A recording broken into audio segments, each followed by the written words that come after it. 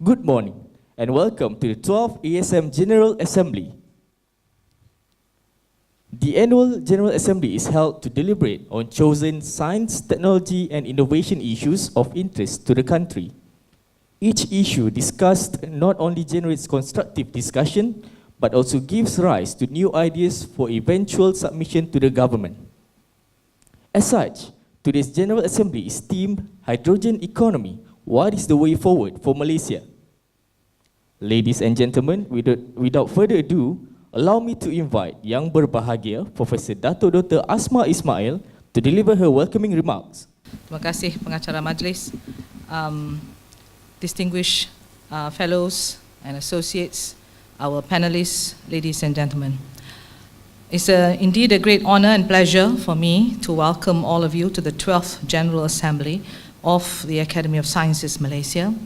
The General Assembly was first organized by the Academy in 2012 to deliberate on chosen science, technology, innovation issues of interest to the country.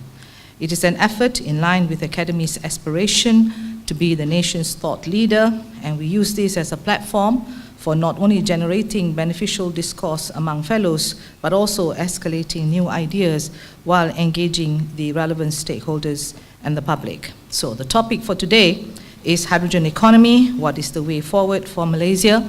And this topic was chosen for several reasons. While the concerns on the energy security and climate change risks are making headlines in recent years, there were plenty of discussions as to what would be the probable solutions. So among the most popular solution is to incorporate the use of hydrogen as a source of energy of the future. So ladies and gentlemen, as a nation where major industries are highly dependent on fossil fuels as its main energy source, Malaysia also suffers the most greenhouse gas emissions from the very same sources. The greenhouse gas is the main culprit which causes the climate change and global warming to intensify. So until 2017, fossil fuels were still dominating the world energy supply, accounting up to 85% of the energy share.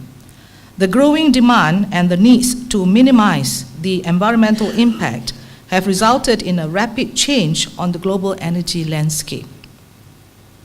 In 2015, Malaysia was among the 195 countries that agreed to limit the rise of global temperatures to less than 2 degrees Celsius during the United Nations Framework Convention on Climate Change, 21st Conference of Parties, or COP21 in Paris, France. So prior to COP21, Malaysia has pledged a voluntary reduction of 40% in terms of emissions intensity of gross domestic products by the year 2020 compared to the 2005 levels at the COP 2015 organized in Copenhagen, Denmark in 2009. And since then, to achieve the set target, our nation has embarked in implementing several national policies, legislation, strategies, among others, the National Renewable Energy Policy and Action Plan in 2010, New Energy Policy 2010, and Renewable Energy Act of 2011.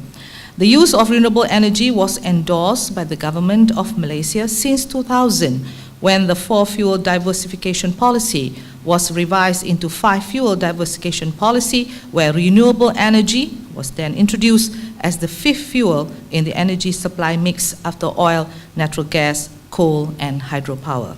So the adoption of renewable energy and the promotion of energy efficiency is crucial to meet Malaysia's energy needs in the long run. So in consonance to this, the Academy has also published 3 energy-related advisory reports in 2015, Carbon-Free Energy Roadmap, Energy Efficiency and Energy Usage in Transportation, and even a blueprint for fuel cells industries in Malaysia. So based on multiple reviews, hydrogen is considered as the preferred energy carrier and an important fuel to push for sustainable development due to its high energy exchange effectiveness, availability from various sources, greater heating value than most other conventional fuels, and the fact that it only emits water as a byproduct. Yet there are still numerous challenges to break through before hydrogen economy can be accomplished in Malaysia and worldwide. The challenges comes in the forms of making the hydrogen a more economically viable, financially attractive, and socially beneficial. The utilization of hydrogen fuel is not a novel concept. The term hydrogen economy itself was coined back in 1970 by the late John Brockis, then a professor at the University of Pennsylvania, who used the term to describe the applications of hydrogen. This clean energy with zero emission could be used in an array of means and products. Various renewable resources of hydrogen have been identified, making it a sustainable energy option. So several other countries have made their moves in adopting the hydrogen economy: Japan, Singapore, Thailand, Indonesia, among others. Our neighbor Thailand was the first Asian country to build an alternative fuel infrastructure, having developed the world's first self-sustaining solar hydrogen residential area in 2015. The next neighbor, Singapore, has also received their first fuel cell-powered car in 2004 and opened up their first hydrogen fueling station in the same year. So, where is Malaysia? So, in Malaysia, the Sarawak government has aimed to increase the use of zero-emission public transportation with the introduction of hydrogen fuel buses in 2018 under the Sarawak Energy Sdn Bhd Research and Development Program. It is safe to say that hydrogen economy in Malaysia is still at the stage of R&D. Having said that, adopting the hydrogen economy is not a race. It's not about which nation is the front runner in developing the technology, but rather is a matter of executing it towards achieving the target of minimizing the environmental impact of energy usage. Therefore, it's timely that we have this discourse this morning on the hydrogen economy and the value propositions for our country, Malaysia.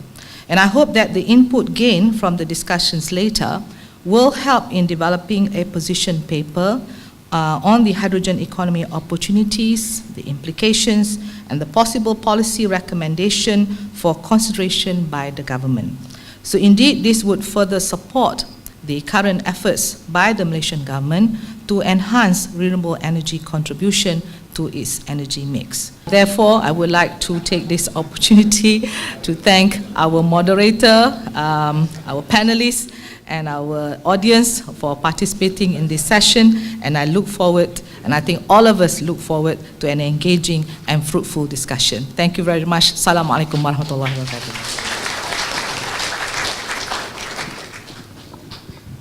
Thank you, Yang Berbahagia Datuk.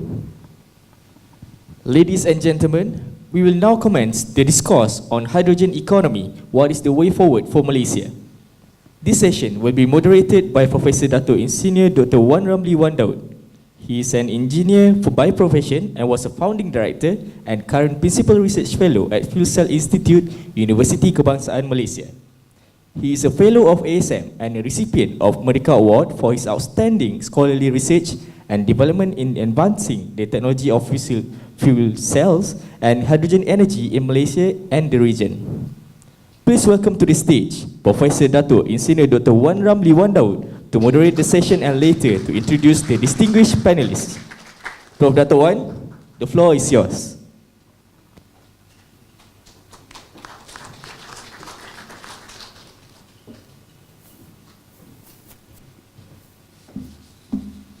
Assalamualaikum warahmatullahi wabarakatuh, and a very good morning to everyone. I'm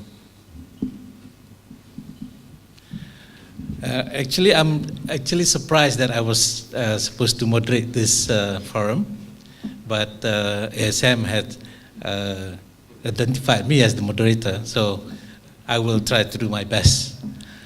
First of all, I would like to thank the President of Academy Science Malaysia for giving me this opportunity to moderate a forum on hydrogen economy, which is very close to my heart. This morning we will have 5 panelists, from industry, government, and also from R&D. So we'll have a lively discussion on the various aspects of hydrogen economy.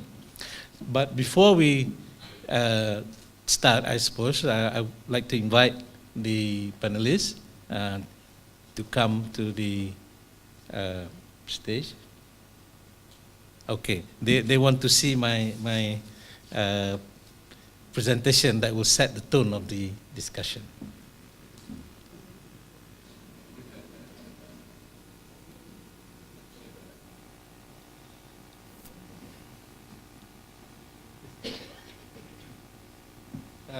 It will just be a short presentation. The rest I will leave it to the panel to elaborate, as well as to the audience. Yeah. Hydrogen economy. What is the way forward for Malaysia? So you may ask, why hydrogen economy? Yeah.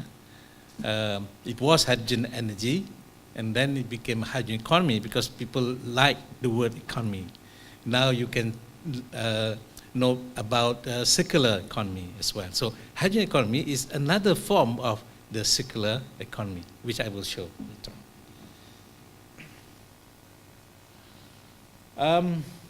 As you all know about the energy scenario in the world, yeah, and you can see that there is a move to reduce fossil fuel and increasing the renewable, yeah, hydro and renewable energy.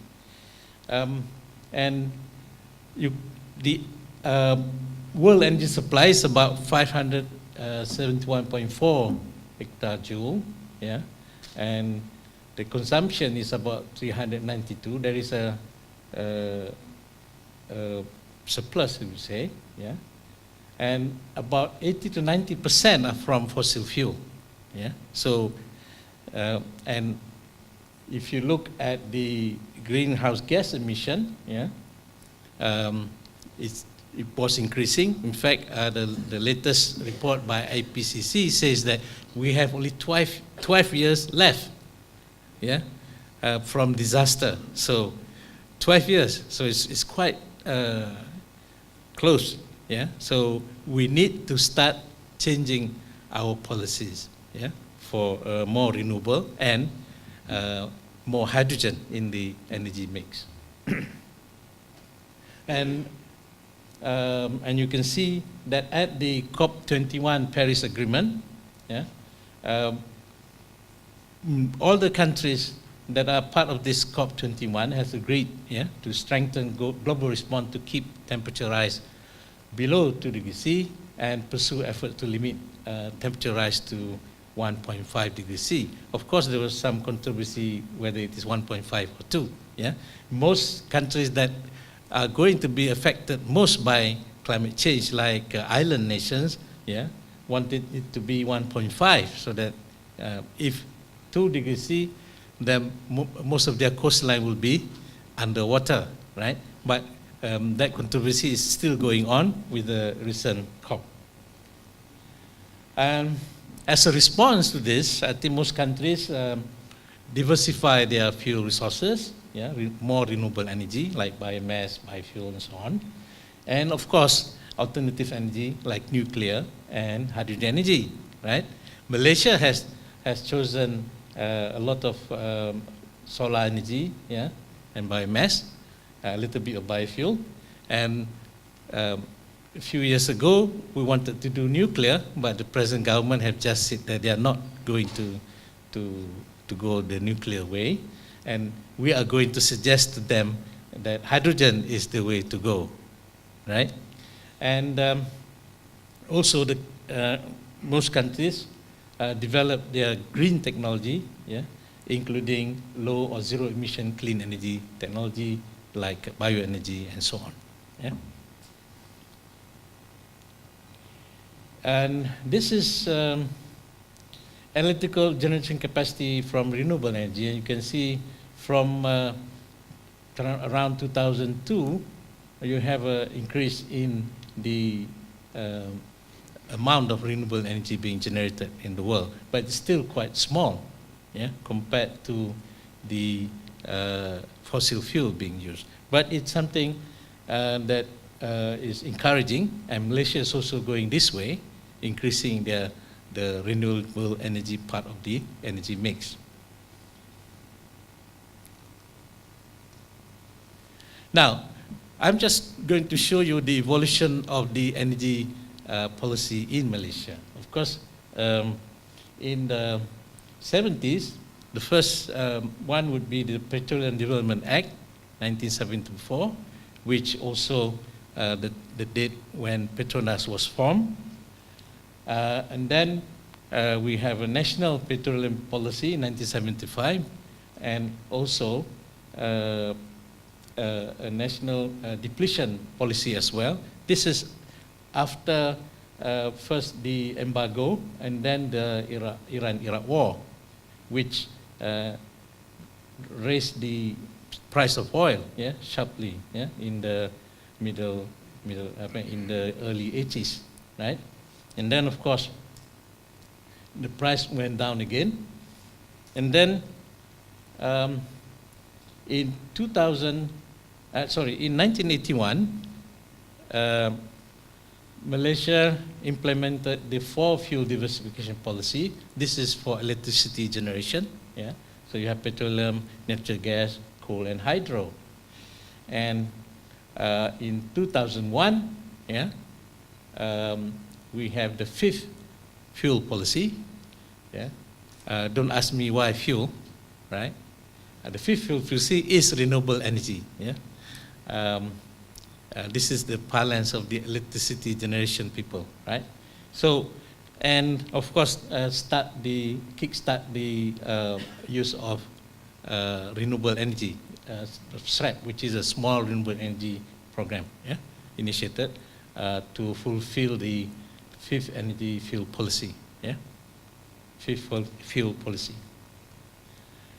And then in 2006, the Ministry of Energy, Communication and Water commissioned the Energy Center Malaysia, which is now a Green Tech Corporation, to formulate a roadmap for solar, hydrogen, and fuel cell in 2006. And some of the recommendations were included in the 9th Malaysia Plan. But then, as always in Malaysia, policies are not being carried out. After 9th Malaysia Plan, all the recommendations in this roadmap were abandoned, right? So, as usual, of course, in Malaysia, right? You need a champion like me. We've been doing this for the past 20 years. And then, of course, we have the national biofuel policy, and I think this year they are going to start to increase the biodiesel to B20, instead of just B10. And then, of course, in 2010, you have renewable energy roadmap, which is very ambitious, and which considers a very steep rise in renewable energy. And also, we have the Renewable Energy Act and the setting up of SEDA in 2012 to implement the feed-in tariff for renewable energy. And it's still there, but now it's more like net metering rather than FIT. And of course, in 2017, ASM came up with a fuel cell and hydrogen blueprint, to update the hydrogen and fuel cell roadmap of 2006. Right? Now, future energy scenario, you'll have all 3 of them. Fossil energy is still there. Renewable energy, of course, will be bigger.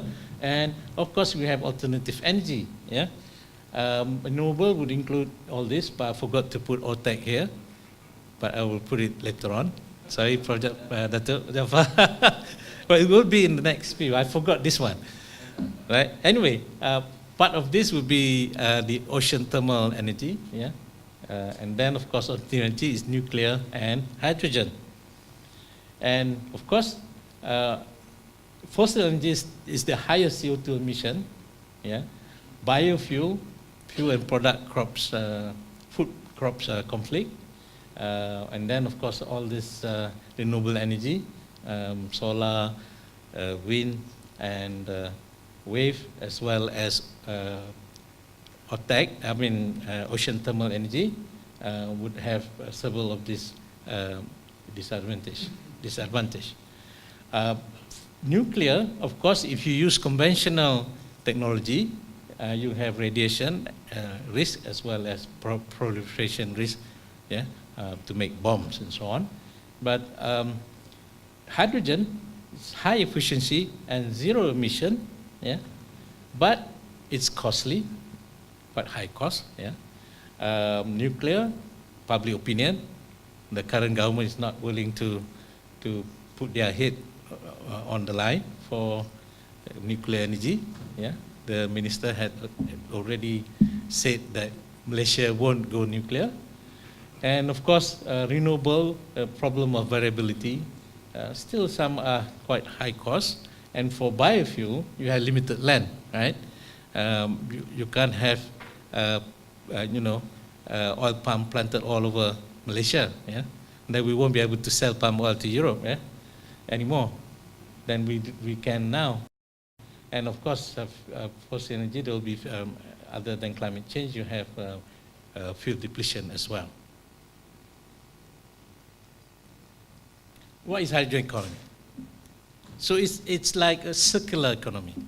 I think most people here in the room know a lot about circular economy, yeah? Because this is the in thing now to make the economy more viable, yeah? That we need to increase a circular economy, and we want the public to actually do this. It's the recycle thing, yeah? So you have this hydrogen produced by whatever means, yeah? And then you can use it in fuel cell for transportation or for power or for even public transportation, yeah? Alstom already come up with a hydrogen train, right? Actually, in Europe, there are still these electric trains, yeah? Although we normally see electrified line, but actually there are so many non-electrified rail transportation in Europe, and that's why Alstom had found a market in Europe for hydrogen train, yeah. And then all of this, yeah, after using hydrogen, yeah, because it's oxidation to water, so you get water. So this is the only emission from fuel cell technology used in all this transportation, train as well as stationary power, right? So it's very green, only hydrogen, no carbon dioxide, no sulfur dioxide or whatever, yeah? It's very clean. And then you can use this water and renewable energy, yeah, to split it using an electrolyzer to give hydrogen and oxygen, yeah. So the oxygen can be used for in hospital, for example, yeah, or you can increase oxygen in the air by just letting it go, yeah, into the air, right? So and you can have photovoltaic cell or wind energy or hydro, yeah. So Sarawak has a lot of hydro. I was told they have excess hydro, they have excess energy, yeah, which they normally just let the water down the spillway instead of using it for. So they can use the excess energy that they don't use to power Sarawak to actually to electrolyze the water into hydrogen and oxygen, and that's what they are doing now. So we are all looking at this first demo project on hydrogen production, refueling, and usage in a bus, yeah, in the Kuching area. This is the hydrogen economy, yeah? That's a kind of circular economy that have zero emission if we use renewable energy resources to produce the hydrogen. In many countries, they are already using this. For example, in Germany, yeah, they use a lot of renewable energy to produce hydrogen.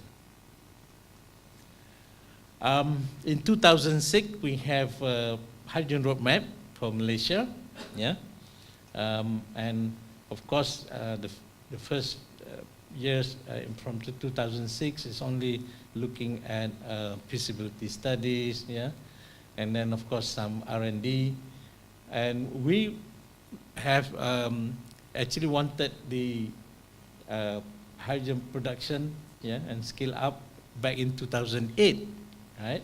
But it didn't come to because we couldn't persuade the energy ministry because they changed hand, different minister, and that's why it wasn't there, yeah. And but we went to Istanbul, the Institute of, the International Center for Hydrogen Energy Technology, which is a UNIDO agency, but now has become part of TÜBİTAK Turkey. Yeah, it was no longer UNIDO.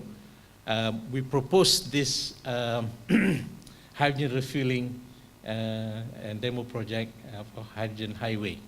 Yeah, supposed to be in 2009. So we went there in 2006, submit the proposal, but the proposal only came back in 2012. But because the industry is not willing to participate, because one of the conditions of UNIDO for a refueling for a demo project is that local industry have to take it up, must participate. If you don't participate, then you won't get the funding because they want sustainability, that the project will be carried on. So I don't want to name names, but most local companies didn't know about hydrogen, nor fuel cell, and didn't want to participate in this. And then the funding went to electrical transportation, yeah, which you see in Putrajaya. But of course, if we had the refueling, hydrogen refueling and transport hydrogen highway in at least 2012, right, we would have shown to the Malaysian people, to the government and so on, how hydrogen could be used to fuel transport vehicle with zero emission, right?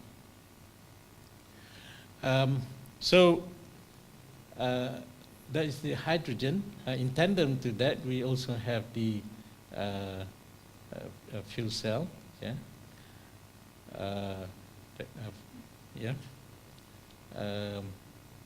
Fuel cell roadmap, yeah. Again, the same thing.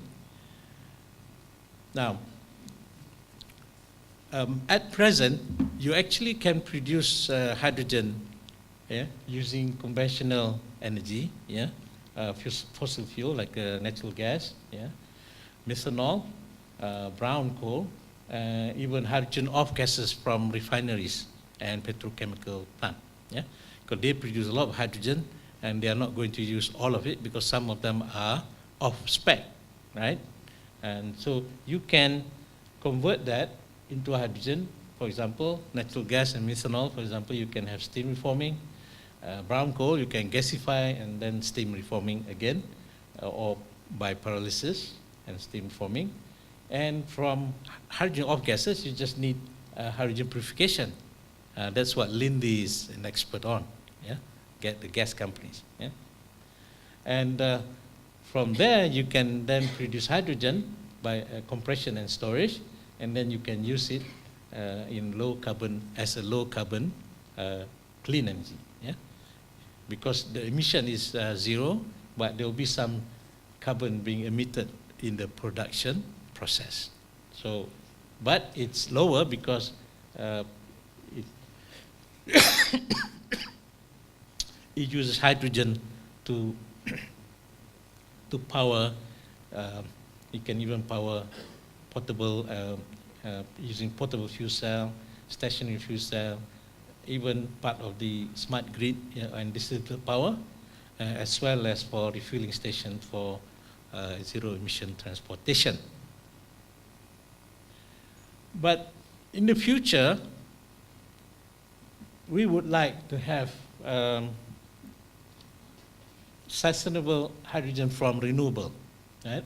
And there's so many renewable here, and you have this OTEC, right, Prof.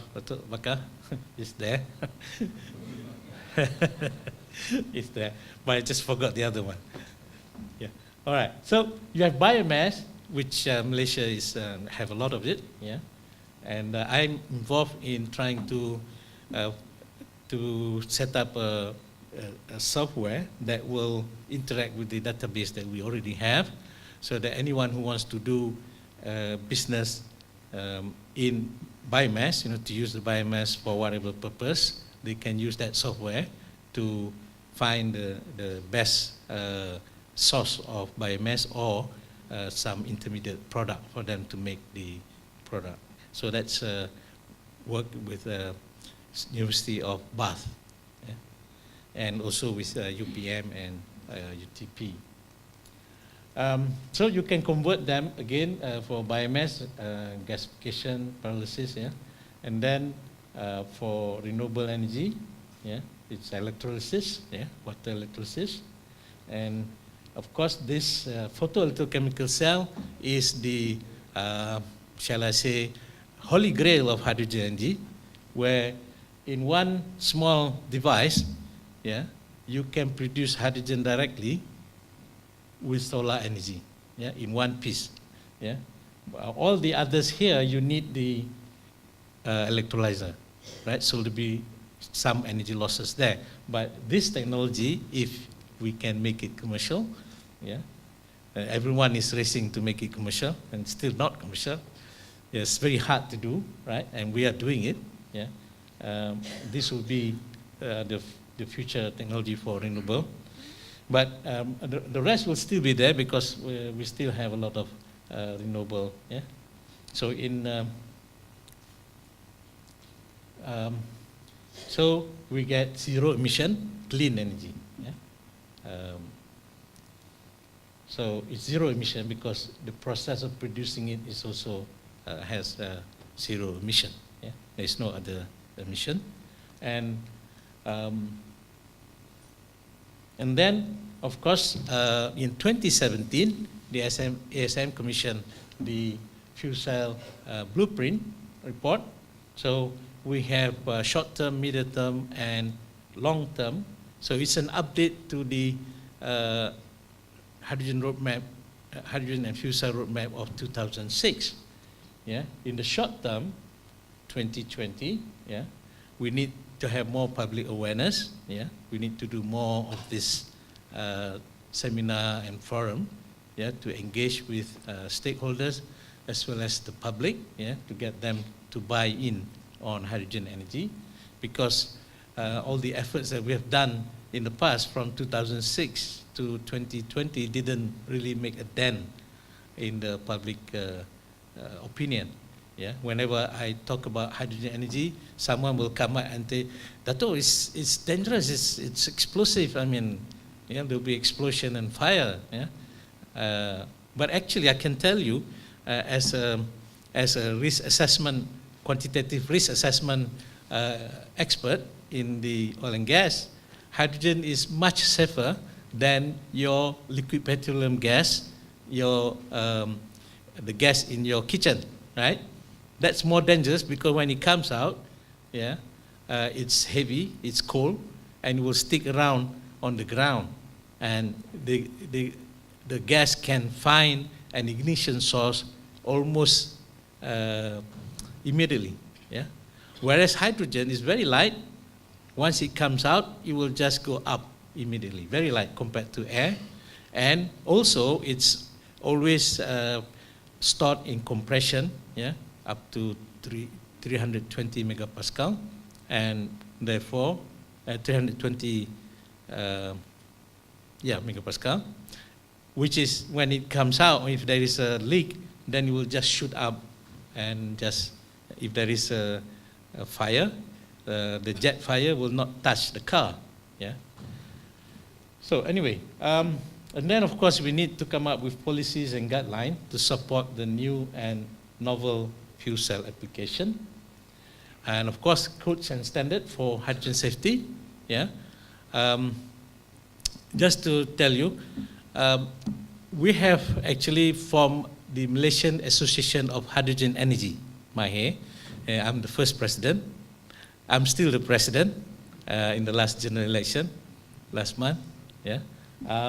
And we are involved in developing codes and standards, but this is for the telecommunication industry, because MC is very sympathetic to using technology. Yeah. So we offer them hydrogen technology, and we're also involved in developing policy and guideline, yeah, and so on, and also policy to support hydrogen infrastructure. This is very important. Without hydrogen infrastructure, there won't be any hydrogen fuel cell application, yeah, in Malaysia, and that's why we have only countries that already have hydrogen infrastructure, like Germany, Japan, China, and Korea, as well as California and several other states in the United States and in Europe, in Germany especially. Then you can apply hydrogen energy and fuel cell, and they are doing that now. In the medium term, which is 2035, we need to optimize supply chain of fuel cell component, yeah, to make it cheaper or to manufacture. I was told by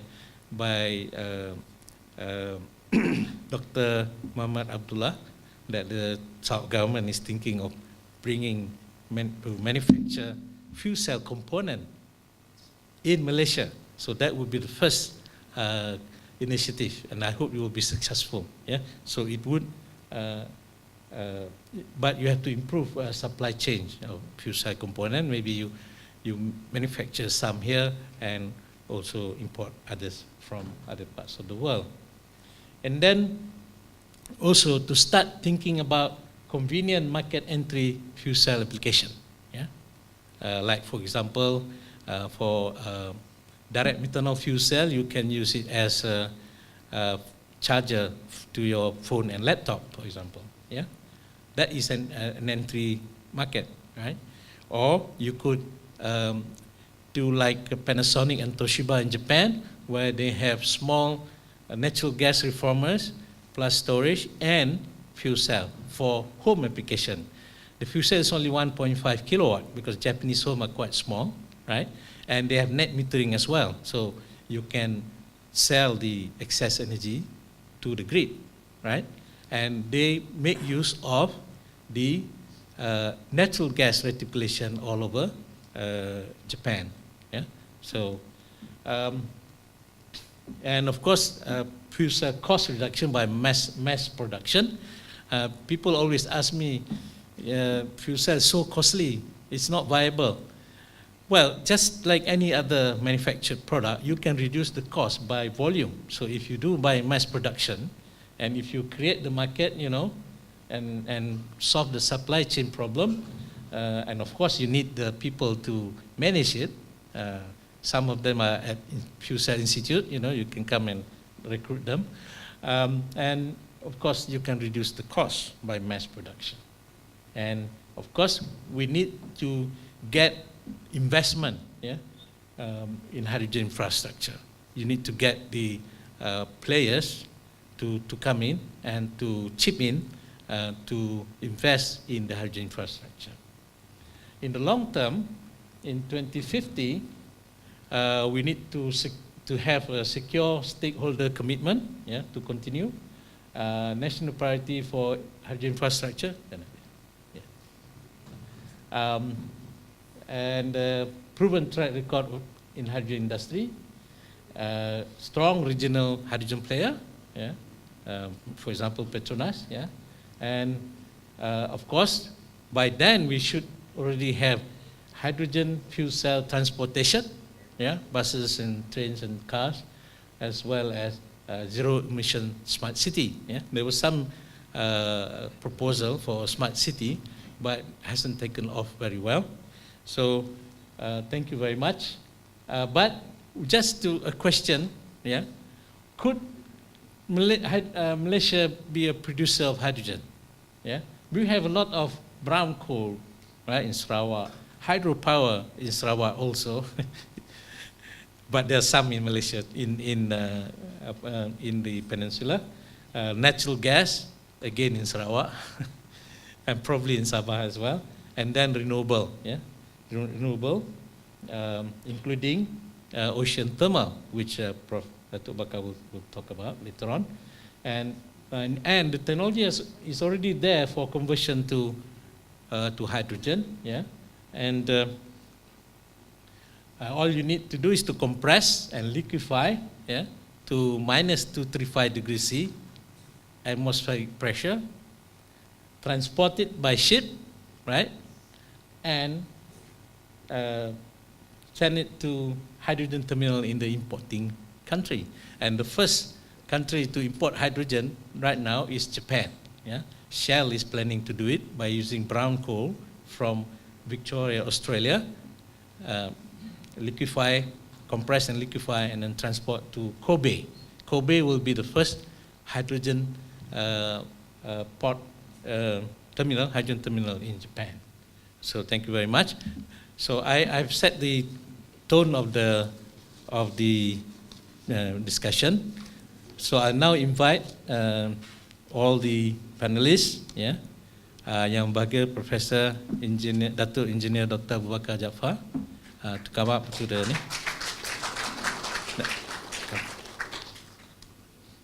Oh, okay. So they don't want to sit in the front because they cannot see. There's a screen up here. Yeah, right. All right, to invite also Yang Berusaha Dr. Muhammad Abdullah Zaidil to come up. Engineer Nur Azia Muda, Mr. Colin Patrick, and Mr. Diganta Sama to come up here.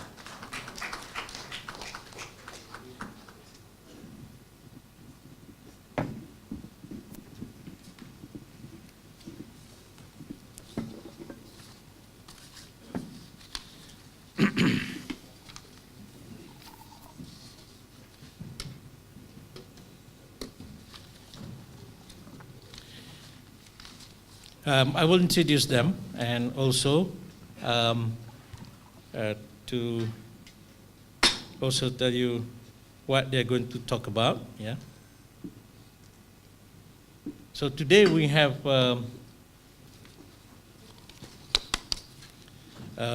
panelists that represent across the spectrum, from the energy supplier to gas producer, yeah, to research and development in new renewable energy to produce hydrogen, to also to state government that implementing a demo project, yeah. So and as well as representative from the utility, yeah. So this is a very good panel. And I hope they will give you.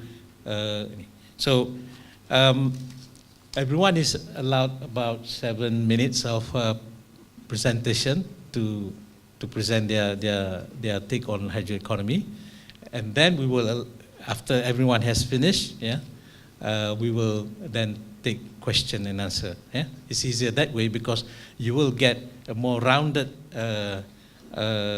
opinion. Yeah. Well, you can if you want to interrupt, but I think better for you to reserve because your question might be answered by the next panelist. Yeah, all right. So be patient. Just write down what you want to ask or an opinion on any of the thing that the panelists said, And then I will ask for Q&A at the end, yeah, after everyone has presented. So, without ado, I would like to invite Mr. Colin Patrick, who is currently the Head of Innovation and Future Positioning of Hydrogen in Petronas under the Group Research and Technology Division. He was with Sarawak Energy for a while as a hydrogen specialist, yeah, for developing the hydrogen project, hydrogen bus project. He holds a Bachelor of Science in Polymer Science and Technology from UMIST, yeah, University of now it's named University of Manchester, and has been working with Petronas for more than 23 years and have held many positions, yeah, and in program management, technology commercialization, and intellectual property management. Yeah? And he has actually commercialized 17 new technologies for Petronas. So it's a very well qualified person. And he has been working on the hydrogen for some years now. And I know him before, because we were talking about hydrogen with Sarawak Energy as well as with Petronas. So I would like to invite Mr. Colin Patrick to give his take on hydrogen economy.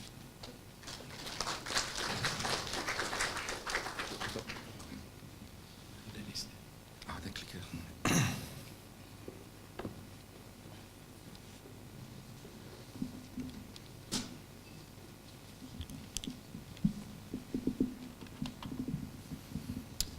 Thank you, Prof. A very good morning to all. And I'd like to express my sincere gratitude to Academy Science Malaysia for allowing me to share the vision of coming from a national oil and gas company. It's a new subject to us. A bit of background a bit. I was a non-believer of hydrogen actually a year ago. I think hydrogen is just something that is too expensive and it doesn't work. And that's coming from me a year ago. And my secondment in Sarawak Energy opens up my eye a bit because it allowed me to interact deeper from the whole value chain of it, from the resource to the marketplace. So I got a chance to mingle around with people that are experts in the industries, like people like Linde, Air Liquide, Hydrogenics, and all these are technology provider, as well as potential market user from Japan, people like Chiyoda, Mitsubishi, Sumitomo. It's quite inspiring when you actually hear views and feedbacks from people in this industry, because it gives you a bit of a perspective of where hydrogen is today and what hydrogen could be in the future. So that's what I'm holding on today, is the potential that hydrogen can deliver for us all. I like to see things like hydrogen society becoming more pervasive in this part of the world. And I'm very honored to actually work with the team in Sarawak Energy to deliver their first hydrogen production and refueling stations, plus the bus, and also probably Prof forgot that there's one more, a couple of Nexo, which is a compact SUV from Hyundai. So this is going to be a very proud moment for Malaysia, as well as for Sarawak. But yeah, so that's my background a bit, from a non-believer to a strong believer of hydrogen. Today, I'm talking about hydrogen from the lens of oil and gas company, or what we have changed today is that we are now called, we have changed our statement of purpose into progressive energy and solutions partner, and enriching lives for sustainable future. So we want to increase our space from just the oil and gas company to energy and a solution partner. So a bit about, just before I go into the deeper aspects of the hydrogen vision, just a bit of a glance about Petronas. And I think you will see some of the drivers and some of the aspects of where Petronas is going to move forward to in the space of energy. So as I said, Petronas, I'm proud to be part of the Petronas family here because we have a presence in 80 countries worldwide. And our presence in the form of LNG in UK, Egypt, Australia, Malaysia, and Canada. We have refineries and petroleum products retail in Malaysia and South Africa. So we are a global company coming from Malaysia. And we have a workforce of about 48,000 people, and 51% are below 35. So we are young organizations. Our nationalities made up about 111. So we are quite diverse in our workforce, and we are young. Some key achievements in the past, basically, we started a business in 1974 under what Prof. roadmap there was under the Petroleum Development Act, and that's been 45 years of Petronas in existence. From a humble beginning in Malaysia, we have set foot in many countries now, and maybe some proud thing that we should be as Malaysian is that we have been winning Formula 1 for 5 times now, yeah, and that's something to be proud of. We also embarked on a very treacherous project, very ambitious project, which is in a floating, Petronas floating LNG. We're the first in the world to actually commission and in production of a floating LNG, yeah, ahead of many of our peers like Shell, for example. Maybe a bit about our operations, and that's the 2 slides I'm going to talk about who we are. Yeah? Hydrogen actually for us appears in all of our process. Yeah? But as we start from the exploration, we have channels to crude oil and gas. So if you're looking downstream of this, we appear in many, many forms. We are a fully integrated company in terms of producing gas, petrochemicals, and refined products. So for us, hydrogen appears in refinery. We use hydrogen internally as a closed loop system, as well as in petrochemicals. So for us, hydrogen is nothing new.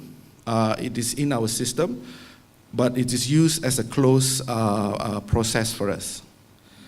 So venturing out a bit into this is where the vision is. We want to expand a bit more our view, our footprint, and we're looking at coexisting with natural gas as well as a hydrogen from renewable resources. So for us is that hydrogen is a form of a decarbonization solution. So for us is that it gives us an opportunity to be in a market space where carbon is not there. Yeah. So for us is that we like to manage our CO2 emissions across Petronas value chain by doing something about the CO2 through the CO2 conversions. So we are actively looking at technologies, players that can assist us in helping us in converting some of the CO2 that we emit through our operations and using the renewable hydrogen as part of the solutions. Recently, we've done some minor change in our organization. So we have introduced a division called the Gas and New Energy portfolio. This is actually enabling us to sustain sustainable gas field and offer sustainable energy to our customer. So we pay a bit of attention to this because the world is telling us that this is going to happen. So we have to actually make changes to our organizations and to our focus actually. And for us, hydrogen allows us to expand or stepping out from the current business portfolio, which is oil and gas. So hydrogen we regard as a clean fuel for power generations and transportation. So this is what it looks like to us, coexistence of natural gas as a cleaner energy as well as hydrogen as part of our mix as well. So we like to be known as an energy and solutions provider. And yeah, so this is one of the ways that we actually tell the world that we're serious in all these things. But we know there are a lot of challenges in getting there, and some of the things that we like to see in the future is that building a hydrogen economy need a consolidated effort across industries. We think that the establishment of policies and government acts is important to encourage this business to actually thrive and grow. We like to also be looking around for people that are able to co-invest in these areas. There are people of like-minded organizations that are able to see the future of hydrogen and co-invest with us. We see that the technology is very, very important to get to where we are in the future. Technology that can make it cheaper, that can make it more abundant, actually. And of course, we like to see this as being a market acceptance. As I said just now, hydrogen in Japan has reached to a point that people there are able to call themselves as hydrogen society. So I guess this is something that we like to see here in Malaysia. I know we must start somewhere, and the vision is that Malaysia is part of the hydrogen society worldwide. And with that, I end my part. All right.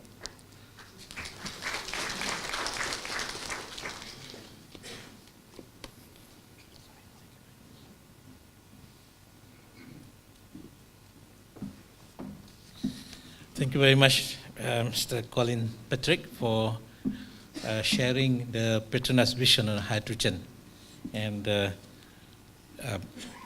Petronas is now beginning to view hydrogen differently, not just as something that they use inside the plant to improve their product, but also to use it to capture carbon and utilize it across the Petronas supply chain, as well as later on to actually produce hydrogen and sell it to Japan, for example.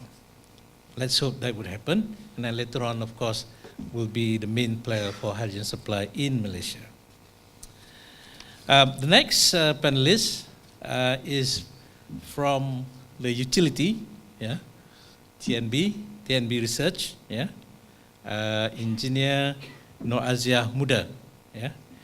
She is the head of Renewable Energy and Green Technology Unit at TNB Research. Yeah. This is the research subsidiary of TNB, and she leads and drives the overall strategy for R&D and services in the field of renewable and green energy.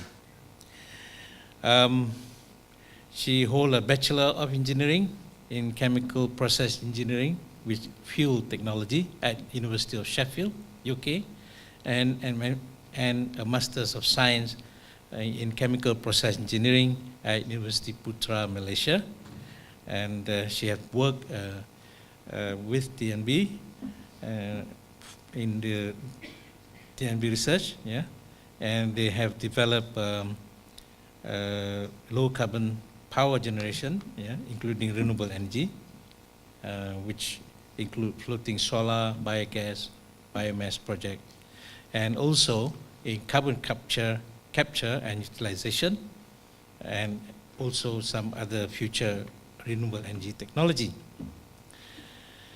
So I would like to call on Engineer Nur Azia Muda, yeah, to present how TNB views hydrogen. So that would be an interesting thing because we have the energy supplier. Now the the guy who actually distribute the electrical energy to our home and see what their vision on hydrogen is. It would be very interesting. So please. Come, please.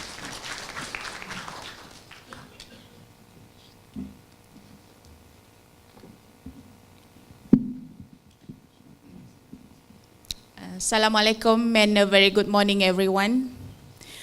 Before I go in detail into my presentation and elaborating what is TMB views on hydrogen, first and foremost, we need to get to know into hydrogen in details, right? Being a chemical engineer, I know hydrogen since during my secondary school. During my Form 5, Form 4. I know hydrogen is the first element in the periodic table, and the atomic number is 1. So if you remember periodic table, you must remember hydrogen is the first one. And it's easy kan. There's a song how to remember the periodic table and started with hydrogen, la la la la la. And then to know hydrogen is not necessary that you know what hydrogen is all about, right? Growing up, growing old, and working in the electricity supply industry, the perception of hydrogen, my perception of hydrogen initially, like Mr. Colin before, I was also the non-believer of hydrogen. We think that, I think that, and many people in here who don't really know about hydrogen thinks about hydrogen bomb. Hydrogen is explosive and whatnot. But once you get to know about something, once you get to know about somebody, once you know that it is not as bad as you think, or it is not as bad as what people think, and you start to believe that hydrogen can be one of the ways for us in Malaysia, especially towards the sustainable development goal. Okay.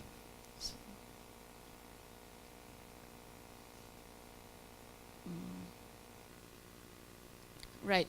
So today I'm going to talk about the hydrogen for electricity supply industry. First, I think this has been elaborated further detail by Professor Datuk Wan Ramli just now about the hydrogen economy.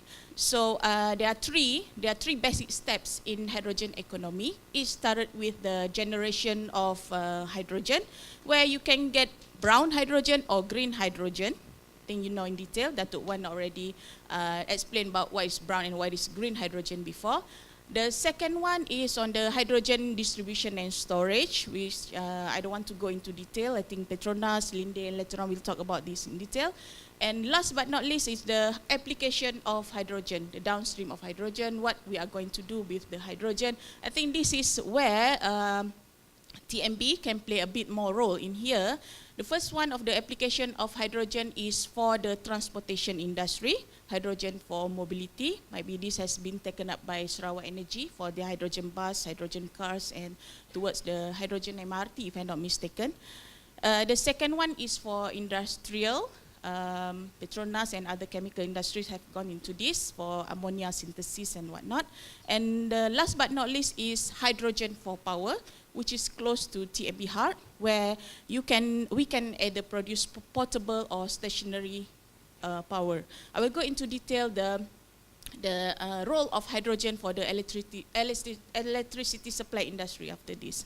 But if you can see on the slides here, according to Hydrogen Europe, the data is in 2018, 55% of the hydrogen produced around the world currently is being used for ammonia synthesis and for the fertilizer production mainly, 25% in refineries, 10% for methanol production, and only 10% for other application, including power and mobility.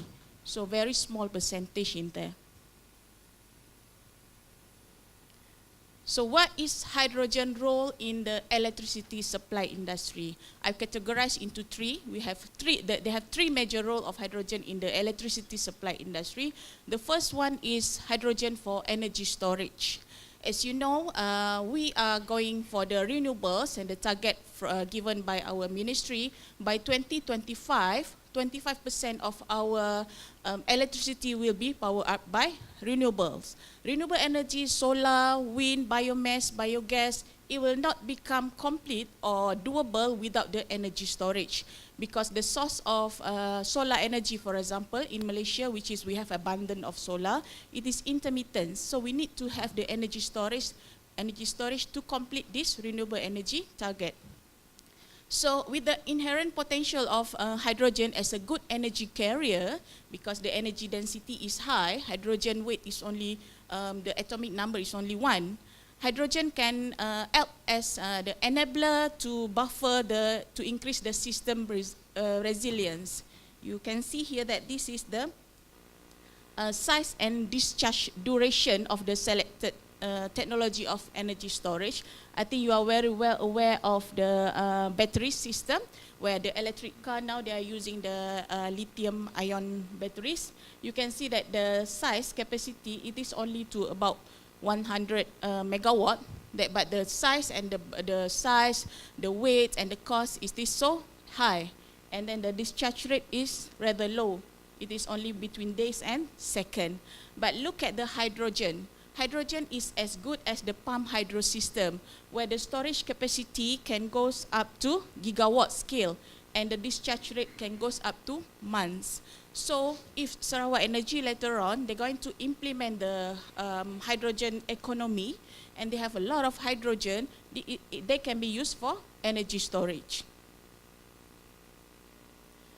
The second one is quite straightforward application for power to power, where fuel cell is added after the hydrogen storage. You produce hydrogen, you power up the fuel cell, and you get energy. Some companies around the world are already adopting this. The biggest one currently is in Korea. One of the is in Gyeonggi Green Energy Park. The size is about 59 megawatt. But in Korea, their hydrogen production, fuel cell energy, is mainly supported by their government, whereby the company is only investing about 50% of the cost, and others is supported by their government.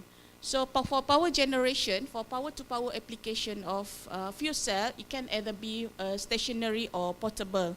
For portable, I think the small one, there are lots of places in the world, especially in United States, they have started to use this portable device application for fuel cell. For example, for consumer electronics, and in a place like Apple, Walmart, they started to have this fuel cell energy to power up some of their needs. For example, in Walmart, they have started to put this hydrogen fuel cell in their parking lot to be used to power up their systems. And for the large stationary power generation, the data shows that in 2017, there are already more than 235 megawatt of fuel cell for power generators that has been installed throughout United States. And in Japan, there are 42,000 small-scale micro CHP that were developed. And stationary power large output, it can be categorized into large, medium, and small based on the wattage. And for example, is as I mentioned before, Gyeonggi Green Park Energy in Korea, where they have the largest stationary fuel cell for power plant.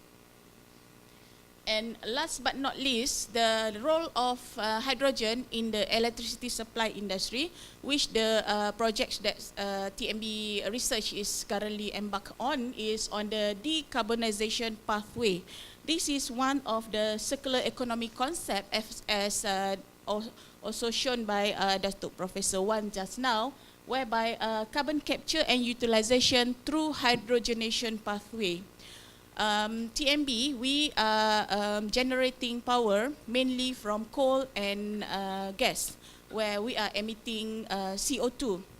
But we are not just sitting down letting our CO2 harming the atmosphere. There's a project on the carbon capture and utilization, whereby we concentrated our CO2 to turn into something else, because in Malaysia we don't have the luxury of land where we can sequester our CO2, at least not near where CO2 source is. But what can we do with the CO2 that we already captured? We captured the CO2, we cannot release it back to the atmosphere. One of the ways that we can do is that we can convert this CO2 into valuable products by combining the CO2 with hydrogen.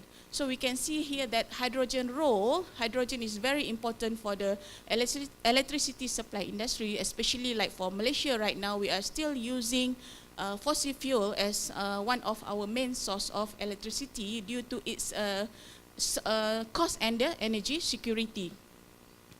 So how the decarbonization using hydrogen? We captured the CO2 and we convert the CO2 through the hydrogenation pathway by combining CO2 with hydrogen, and we can produce many other things like methanol, dimethyl ether, methane and whatnot. For TMB, our interest is to convert our CO2 into methane, where methane can be fed back into our gas turbine. So these are a few R&D that has been carried out, performed by TMB Research, supporting TMB in the form of hydrogen for decarbonization.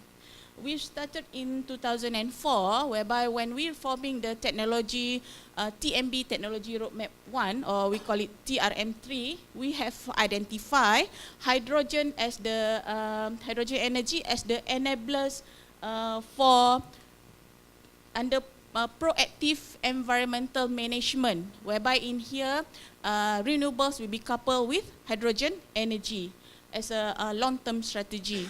And slowly we have started a lot of basic R&D on hydrogen production, among others the production of hydrogen through biomass gasification, and there are a few other research projects on how we can produce green hydrogen.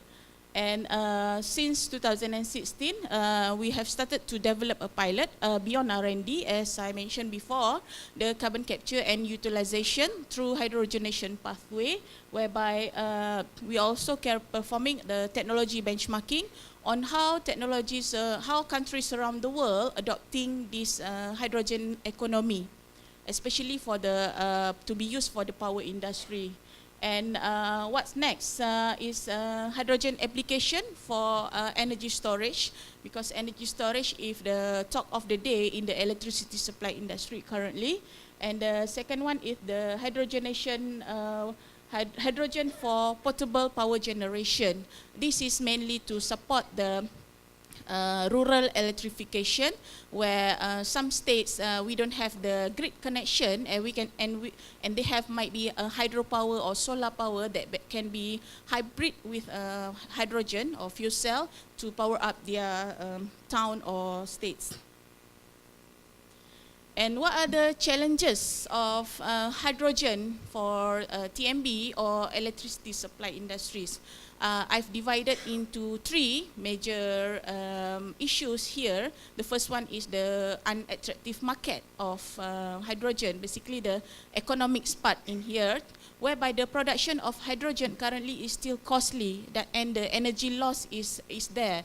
And it's found that the significant efficiencies in converting the power that we have into hydrogen, it is said that about 2/3 of energy is lost during the production of hydrogen.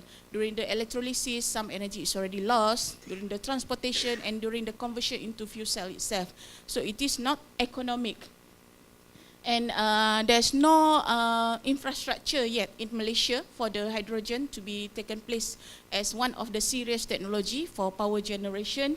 And there's no clear direction and financial support from the government at the moment for TMB to seriously looking into adopting hydrogen as one of our near future way forward. And the secondly is on the environment, because current technology, hydrogen is made primarily from fossil fuel. Steam methane reform is still more than 90% of how hydrogen is being formed at the moment. And if the CO2 is still emitted in the steam methane reform process, and if the CO2 is not captured, the hydrogen production is not a green process at all. So how do we go for the sustainable development goal if our process of producing hydrogen is not green? So this would lead to the higher rate of carbon emission actually as compared to the utilization of gas for power generation. And the third one is the maturity of the technology itself.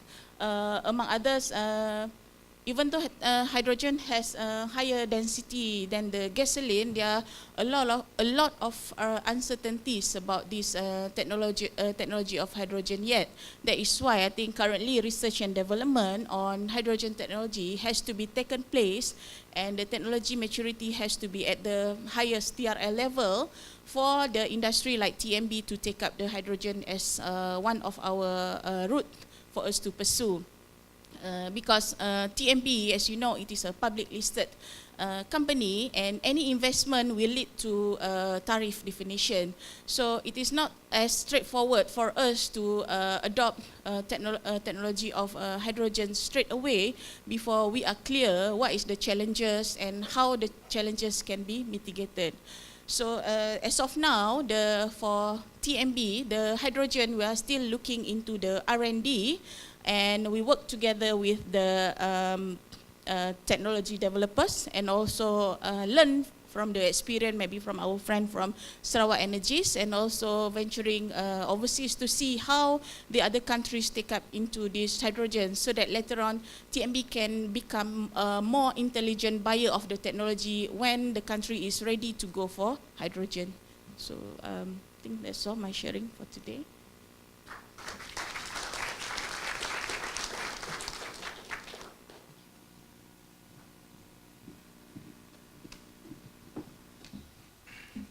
Thank you very much.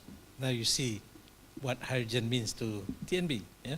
Energy storage. So that is quite a good a way to use hydrogen in the utility for balancing the uncertainty supply from renewable energy, yeah? And then to actually store it for use later on during peak hours. So it's good that TMB is on board, well, not really on board, but on the way to board the hydrogen train, which is very good. And we would like more of TMB to be involved in the hydrogen business, hydrogen economy. Next, I would like to invite Professor Dato' Jaafar. Professor Dato' Abu Bakar Jaafar. He's a fellow of Academy of Science. Everyone knows him. He was the Director General of Department of Environment, yeah, in the 80s. Yeah. I knew him since then, and he has been very active in pursuing hydrogen energy in the past few years. As the director of the Ocean Thermal Energy Center at UTM. Yeah? He's very passionate about ocean thermal energy, and we will see how passionate he is on this. But I hope he won't be talking for a long time, because we have two more panelists coming after him. Because that he's so passionate that he can be carried away. But it's good, because then we can see the role of OTEC in the overall hydrogen portfolio. So I would like to invite Prof. Dato' Abu Bakar.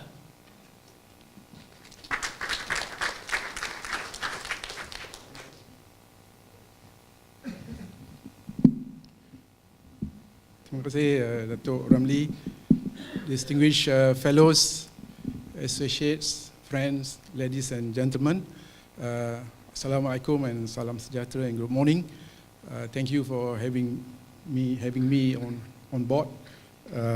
This one event I've been looking forward to all these years. Actually, I started looking at this subject when I did my master's by converting solar energy into hydrogen. That was back in 75, 76. So the subject has been with me for a long time. So now time for me to really push the subject. And Dato', I promise you I'm going to make 6+1 points in 7 minutes. Yeah. Okay, where I was coming from, actually my main motivation is to improve air quality, to address climate change, at the same time to reduce pollution and address and reduce our dependency on fossil fuels. Well, not only for the environment, of course, with hydrogen, we can improve our existing energy systems. At the same time, we'll improve our businesses. Then we can also create new growth for our economy. Why hydrogen? According to many scholars and scenario planners, hydrogen is going to be the dominant energy carrier. I think not many people are using the word carrier. Energy is not a source. Energy is a carrier, just like electricity, right? So the electricity will still be there, and you observe from this graph, by 2070, there'll be no more biomass, there'll be no more coal. That doesn't mean that we'll be running out of biomass. That doesn't mean that we'll be running out of coal. Simply, biomass shouldn't be burned, and coal shouldn't be burned, but biomass will be converted to ethanol, for instance, alcohols, and coal will be converted to hydrogen. So that's where, and what are the sources of hydrogen? Well, before I go to that, why we say hydrogen is important, I just give you one illustration here. As we are aware, pricing of energy, it doesn't matter what form, what source of energy, what type. This is just one illustration. If you buy 1 gallon of petrol, you can afford to buy 1 kilogram of hydrogen. And now you put 1 gallon of petrol in the same car, Lexus 250 for instance, you can only go up to 40 kilometers. For the same price, you put in hydrogen fuel cell car Lexus, you can go 100 kilometers. The question is, which car are you going to buy? But the problem is we have no choice, no options. So this is going to change, right? How we look at hydrogen. Why? Very simple to explain. Our internal combustion engines, 71% of energy wasted through the exhaust in the engines. But if you put hydrogen, 71% goes to the wheels. So that's explain the difference. Well, look at the sources of energy. In fact, it comes from all of them, right? So there are 6 primary sources of energy. Of course, the first one is the sun. And the secondary sources of energy from the sun actually captured by nature in terms of wind, hydro, waves, biomass, ocean thermal energy, and currents, right? Then, of course, there are 3 other sources of renewable: geothermal, tidal, and salinity gradient. On the right is, of course, all the fossil fuels plus nuclear. Now, if one were to analyze just the secondary sources of solar energy in terms of wind, hydro, waves, biomass, currents, and OTEC, you get this picture. So from this analysis, you see the most expensive cost, the highest cost of generation is wave, right? And the least cost is salinity gradient, but this subject is still being developed. So the next lowest cost of generation is OTEC, right? But OTEC, this is based on the electricity generation alone. But OTEC can be very competitive because we can offer any tariff. We can be very competitive because this is the only form of energy conversion technology that can generate other streams of revenues, not only energy, right? So because of that, we can offer any tariff. So we can be very competitive and we can be a very good source of hydrogen. Simply, we can compete with any power generation. And you notice the investment for tidal energy is lower, right, compared to for OTEC, say. But the question is why the cost of generation is higher for tidal compared to OTEC. Simply because there's such thing as capacity factor. right? For OTEC, the capacity factor almost 100%, 5% allow for downtime, but tidal only 20%. And I think for solar also is about 20%. So you have $1, so you can more or less make full use of your total investment for OTEC. That explains why the OTEC can be very competitive. And these are the other streams of revenues. They produce high value food and high quality mineral water. And at the same time, TMB, watch out, this one, right? Because when I briefed my former boss, Tan Sri Peter Chin, on this subject, I still remember the date, 11 November 2011, at 5:30 in the evening. He turned 360 degrees and said to me, Abu Bakar, the grid will complement, but the future is going to be distributed power systems. I think this scheme will be very good for remote places and even within your home. All right. Here I must share with you, in this country, when you talk about ocean energy, we always talk about wind and wave. But wind and wave only in the temperate regions, in high latitudes. That's why Petronas and Tenaga invested in wind, right? And solar. But they never look at ocean thermal, right? Because ocean thermal you can only find in the tropics. Okay, in Malaysia, I was fortunate involved in the survey of the South China Sea, not so much for the energy, but for Malaysia to extend our seabed beyond 200 miles. And during the survey, we discovered that the temperature, for instance, at the bottom of the Sabah Trough is about 4 degrees. So since then, 2008, we have drawn the attention of every authority in Malaysia. We must look after, explore the prospect of utilizing this, and we identify a number of good sites. We have completed a number of feasibility studies, pre-feasibility studies, but no money for feasibility studies. So that's where the stage is.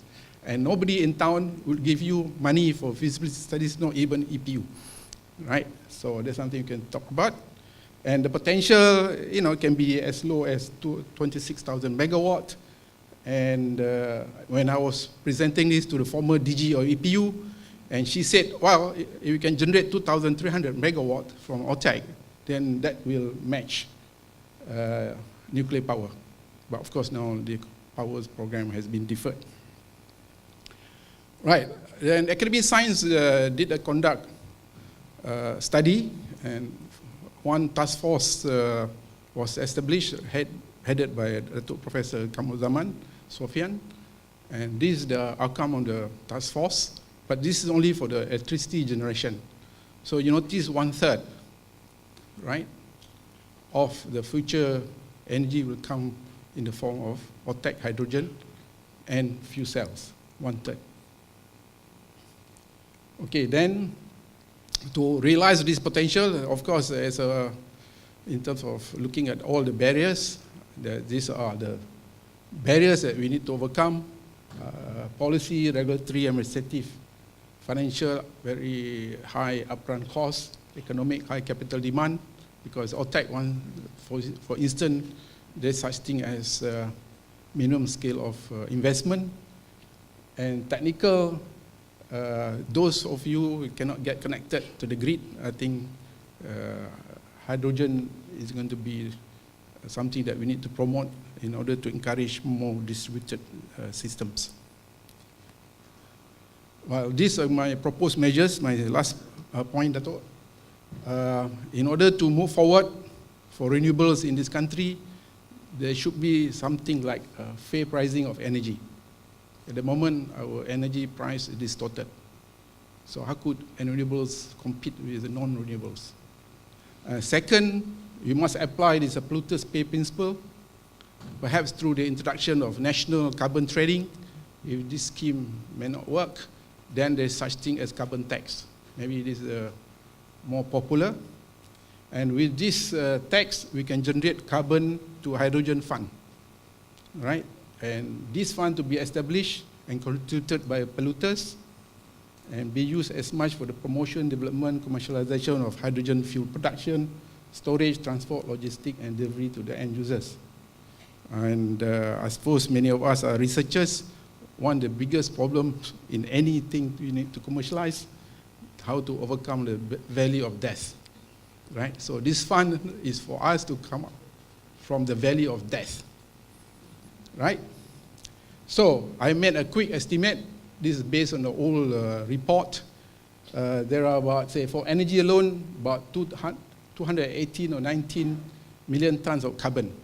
So if you charge 10 ringgit per ton, so the country can generate 2.19 billion. Sounds good, right? If you think it's too big, then just charge $1. So we get 219. If nobody wants this, maybe Academy of Science should seize the moment, right? And take up this, right? So that's my last point. Okay, this is a famous statement made by Sheikh Zaki Yamani, the former oil minister. He said, the Stone Age did not end for the lack of stone. But the oil age will end long before the world runs out of oil, right? But this statement also repeated by Dr. Stephen Chu, the Nobel Prize winner in physics, energy advisor to Obama. He more or less repeated the same statement. The Stone Age did not end because we ran out of stones. We just transitioned to better solutions. So now we have found better solution, hydrogen. So let's move on. Thank you. Thank you, Redo. I hope. Thank you very much. Thank you very much, Prof. Dr. Bakar Jaafar.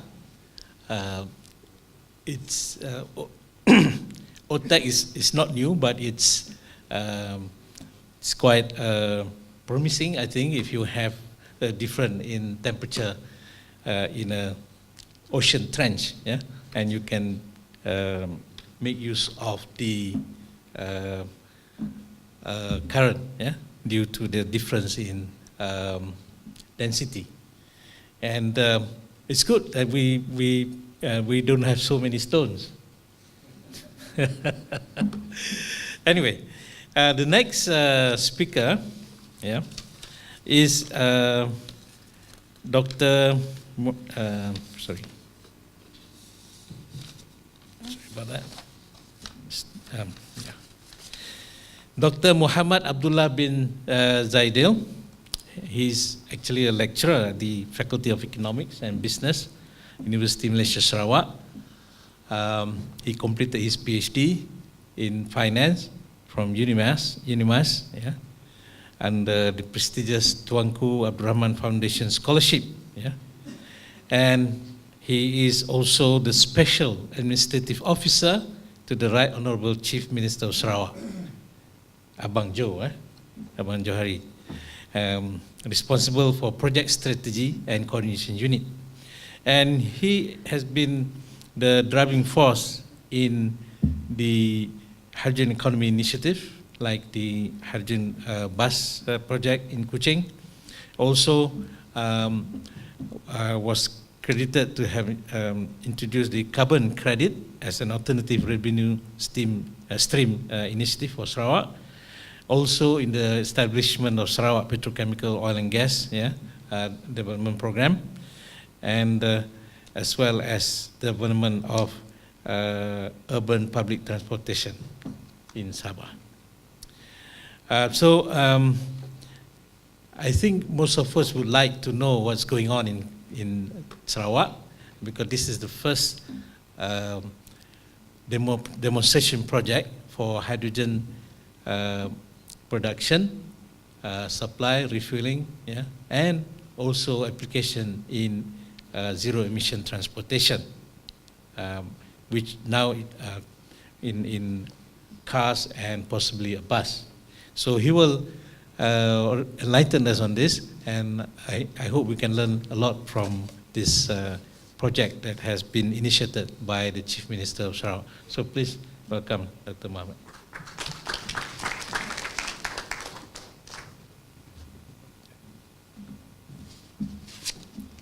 Bismillahirrahmanirrahim. Assalamualaikum warahmatullahi wabarakatuh, and good morning, everybody.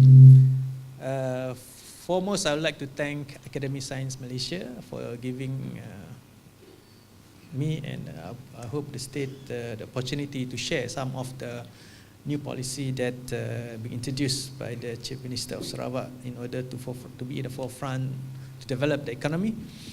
And just to share very briefly that YAB Chief Minister's vision towards development of the state of Sarawak is through science and technology.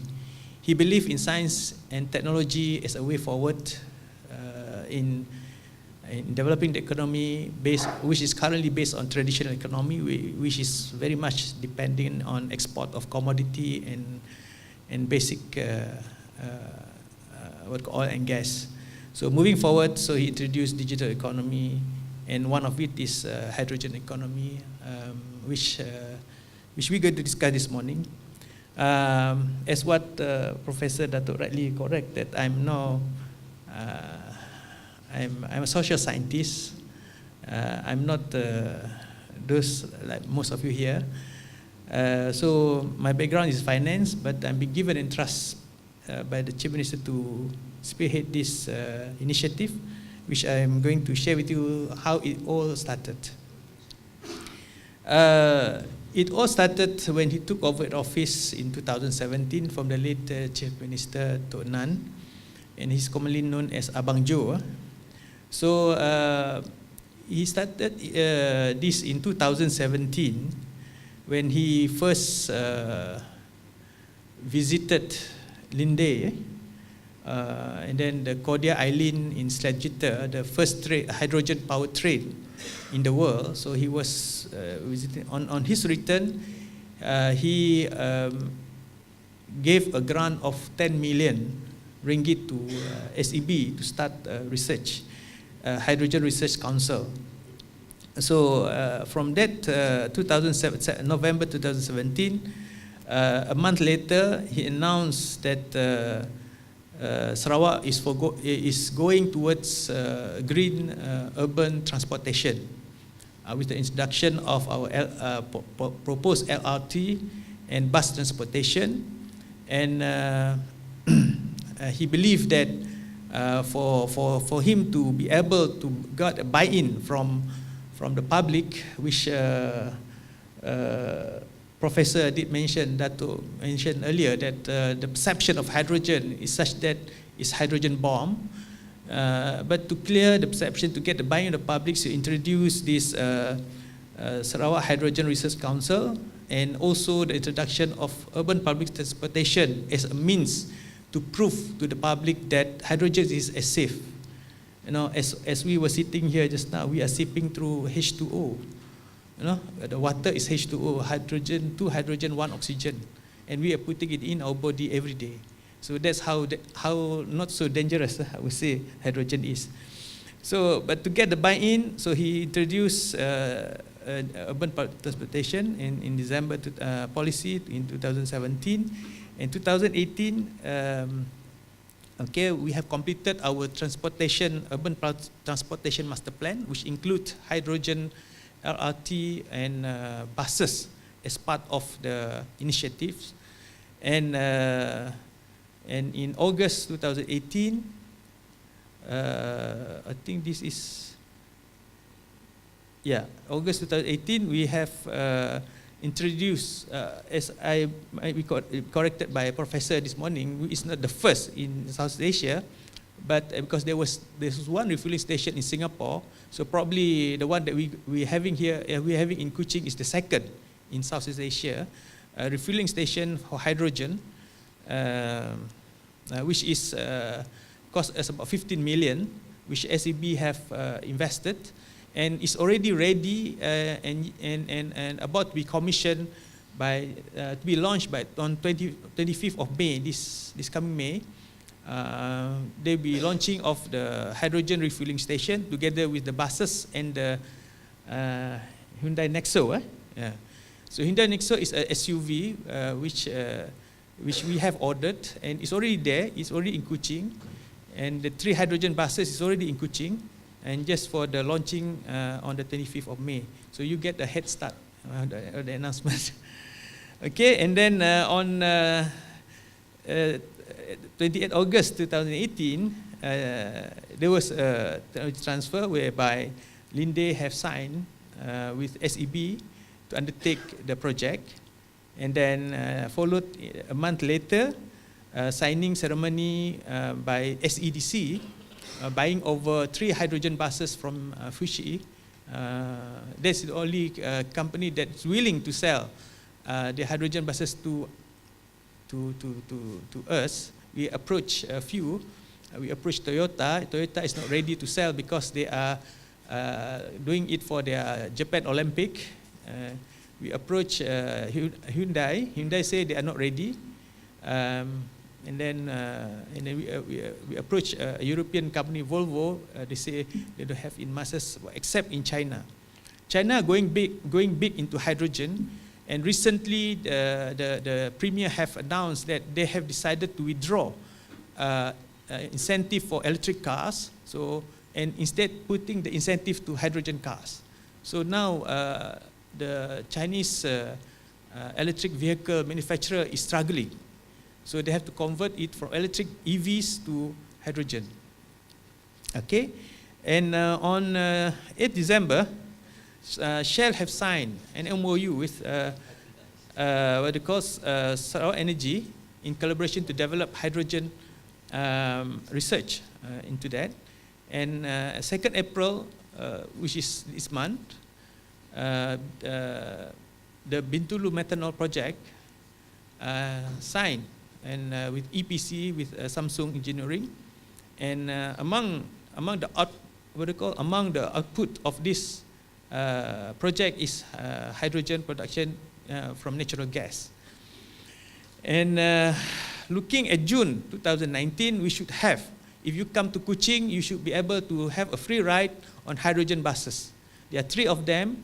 We'll be plying in the city center, and you can take it like a hop on, hop off. You know, you can have a feel of how hydrogen bus functions. It's not an ordinary bus, but it's very quiet and it's zero emission. So you'll be moving around city. If you have the time, please come to Kuching, experience. At the same time, after that, in June, you should be able to see in operation a refueling station where the buses refuel, where the SUV refuel station. And then at the same time, near the refueling station, there is a gallery, right? Gallery about hydrogen production, the history of hydrogen, and the processes they have to go through. And there are people who are, curators available to guide you through the process of hydrogen, and you get to see yourself, touch and feel, and probably refill, if you are lucky enough to refill the buses with hydrogen. So that is at the moment what have gone through and what happened in Kuching or in Sarawak on our plan to go big into hydrogen. Just to share with you, in 2017, our Chief Minister, according to Alstom, he is the first Malaysian leader to ride on a fuel cell powered train, which is yet at that time in 2017 was under study. So he was there in Srajitta, Germany, to experience himself the hydrogen powered train, which is now operating as a commercial train in Germany. And then we went to, probably our friend from Linde can confirm whether the place still around or not. In 2017, he was there in Mainz, Germany. And he's so eager about hydrogen technology, he went to France, he went to Paris, and found that there was one refueling station near the Eiffel Tower to prove to such that hydrogen is a safe energy, and it's being placed at most visited tourist attraction in Paris. So he himself went there, and then in China there is an exhibition on hydrogen, and that's where the buses that we acquired. And then this month we went to Hyundai Rotem on the 2nd of April at Mabuk, Seoul, It's a research center for hydrogen for Hyundai Motors. And then he decided to buy one for him to use, to go around to his constitution, Hyundai Nexo. He have ordered one, and SEB have ordered two. And all these three vehicles is already in Kuching. And these are some of the pictures to manifest that he is there and how keen he is to develop this hydrogen economy for the best interests of the country, the state and the country.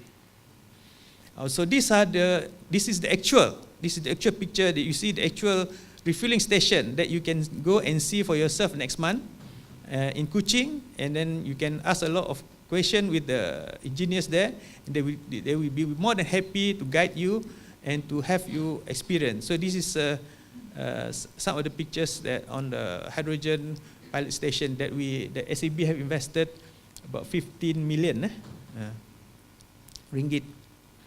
And then the future, okay, moving forward, our fuel cell electric train, for hydrogen train, looking at about 11 billion, but probably less than that, because now we are looking at potentially using, instead of LRT, ART, autonomous rapid transit, to replace LRT, whereby it is not using rail, but using tracker, to move, and it will be powered by hydrogen.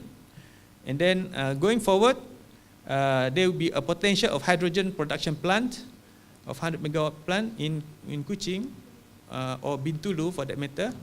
And we are talking to few of takers. Even, in fact, last night I was having meeting with them, and they're going to invest on a big scale of hydrogen production for export.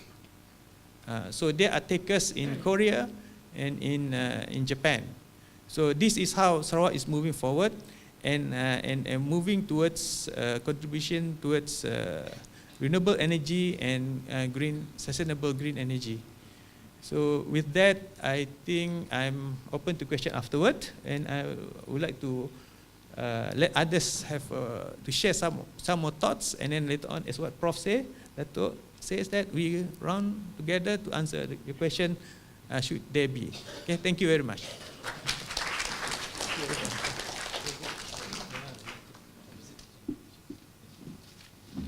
Yes, Sarawak has now a new tourism product, hydrogen tourism. So you're welcome to visit Sarawak, as well as have a tour of the hydrogen facilities. And it's a very good project. I think that would give the public a look at how hydrogen is being produced and how it's being used as a fuel, to allay fears about its the risk of explosion of fire, because quite safe, as Dr. Muhammad said. You can actually visit the installation and talk to the engineers, and look at the actual storage tanks and compressors and so on. Of course, they won't allow you to touch it, but you can look at it and marvel at its technology. Yeah, thank you very much. Our next speaker,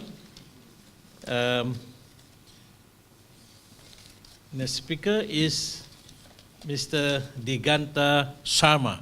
Yeah, Mr. Diganta Sharma is the head of application. The head of application technology and market development at Linde Gas Asia. And he told me before the forum that Linde is the biggest gas company, in the world, when it took over a company called Brex Gas, or something like that. So it's the biggest, and they have taken over British BOAC, and so our MOX, Malaysian Oxygen, is also now Linde Malaysia. So, and Linde actually is a company that has worked on gas purification and production, industrial gases, including hydrogen. So it's not new to them, but they have also developed technology for refueling and and also on-site production, yeah, for the refueling station. Mr. Sama graduated with first class with distinction from the National Institute of Technology, Trichy, India, in 1991, and obtained his master's degree from Mumbai University. He has 27 years of industrial work experience and have been trained in advanced technologies and management in the US, EU, and the UK. Mr. Sama also has published 17 papers in peer-reviewed journals, so he's also a scientist as well as a manager, and also as a player, industrial player in hydrogen. So this would be a new dimension to us. Mr. Niganta will also talk about development in other parts of the world, because Linde is involved in the EU, yeah, the US, even in Japan and so on. So they can enlighten us on what's going on elsewhere, and then you see how hydrogen economy is growing, yeah, and we have to also grow a hydrogen economy in Malaysia. So please, Mr. Diganta Sharma.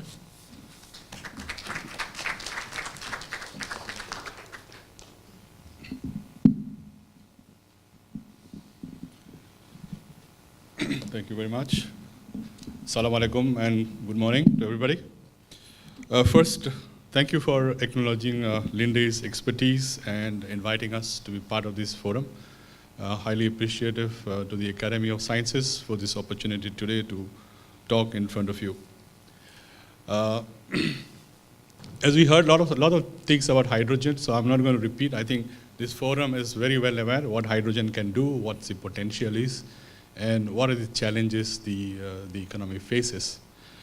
But just to touch a little bit of a background, all of you know that there is a CCPI index in which Malaysia is, I think, ranked 41st out of the 61 countries are there. So it's a serious problem in the country.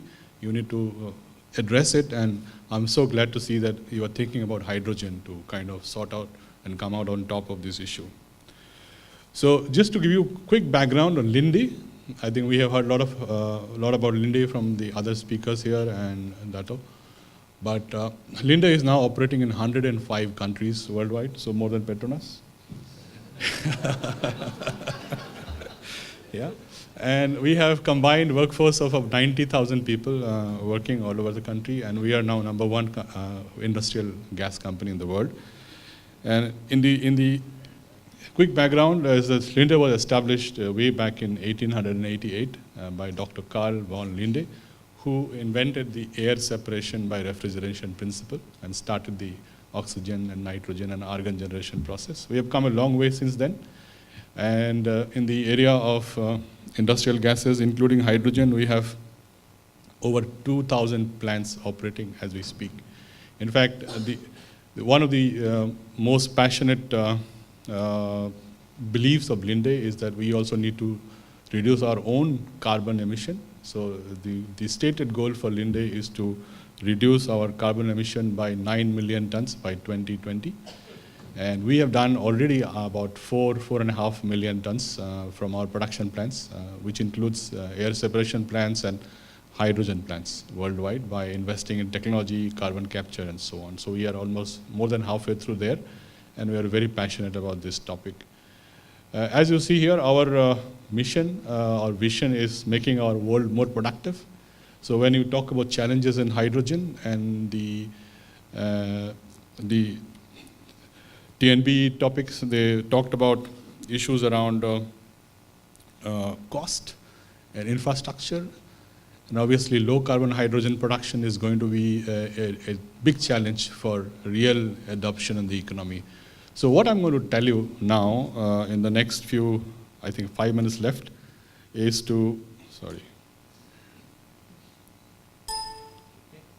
So it's going, yeah. So I've got 4 slides, just 4 slides, or 5 maybe, to talk about. Primarily to see where the hydrogen economy is going, and how you can use hydrogen as a zero carbon or renewable fuel. What has happened so far on the technology side? We heard comments about maturity of industry and technology. So I just want to add to that a little bit, and then obviously want to share with you what governments around the world are doing and whether we can take some inspiration from those in Malaysia. So Dato in the morning in his welcome address talked about the IEA vision, this 2-degree scenario. So this is 60% CO2 emission reduction compared to 2015. That is what it is. Obviously, there are two strategies that is happening. One is the so-called decarbonization of energy, and the second is to expand applications. These are the two major ways the world is going forward. So if you look at the graph on the right-hand side here, you will see some numbers there. So if you start here at the bottom, this is the current hydrogen, or in 2015, hydrogen energy in the whole world. It's 8 exajoules, 8 EJ, and 95% or nearly 97% of this is currently only used as feedstock. That means feedstock to the chemical energy processes, that's it.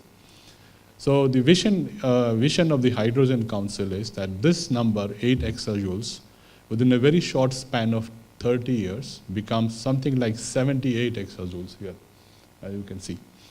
And to do this, there is a need for investing $280 billion into this value stream. And this is where the support from the governments and industry comes together.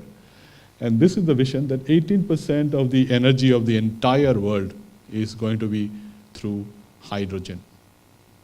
Obviously, this will give a lot of emphasis on supporting things, job creation and so on, and of course a big number of 6 gigaton of carbon dioxide emission reduction by that time.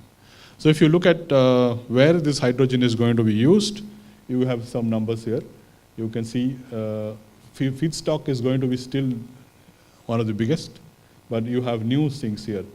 And some of the speakers before me talked about it. We talked about mobility, we talked about transportation, we talked about power generation and storage, or using hydrogen as energy vector. We talked about building heating and so on, plus new feedstock for some of the new processes in the industry, biogas, CCU, DRI iron production and so on. So this is the vision that is available. And believe me, a lot of people across the world are working very hard to make this a reality. Already we see lots and lots of projects all over the world, big commitments from people, governments, etc., which I'll touch upon a little bit later in the next slide. So the next topic that I want to talk about is the hydrogen's ability to become a thing which is, I call it zero to infinity. Zero emission and infinite life, right? This is hydrogen. We heard about its capacity. Hydrogen has a unique distinction. It has got the highest gravimetric energy density of everything, 120 megajoules per kilo, 3 times that of gasoline, as we heard in the morning, and 150 times more than a lithium-ion battery, which is currently being used. So for large-scale storage of renewable energy, hydrogen is by far the most suitable alternative and best possible that you can have. And the energy is never lost. Its lifetime is infinity. Once you convert into hydrogen, you can store it forever. Unlike any other form of energy, which you tend to lose. And if we talked about efficiency in the morning, you heard some numbers. When we do electrolysis, we lose 30% and so on. In the case of hydrogen, once it is converted to hydrogen, you have it always with you. So this is one of the good things, and very glad to see Malaysia is looking at hydrogen as an opportunity. Coming to the climate reduction side and how it can be economical. So you see here a simple chart on how hydrogen can be produced and how hydrogen can be done to become zero emission. So there are few methods here: coal, water, and oxygen through coal gasification, or the current process of steam reforming, through which you can do hydrogen, and then you can do carbon dioxide storage and sequestration, or even use in other industries. So to comment on the maturity, so if you look at the numbers of production cost of hydrogen through this route, we are talking investment of hundreds of millions of dollars, but if you look at per kilo cost of production today, it could be maybe $10 a kilo and so on. So what you need is scale. So there are a lot of studies done to see what you can do to reduce the cost of production of hydrogen if we want to get a green hydrogen. So the estimates and scientific work that has been done, and a few pilot plants have already come in operation, it is possible to get a 10 times reduction in cost of hydrogen production.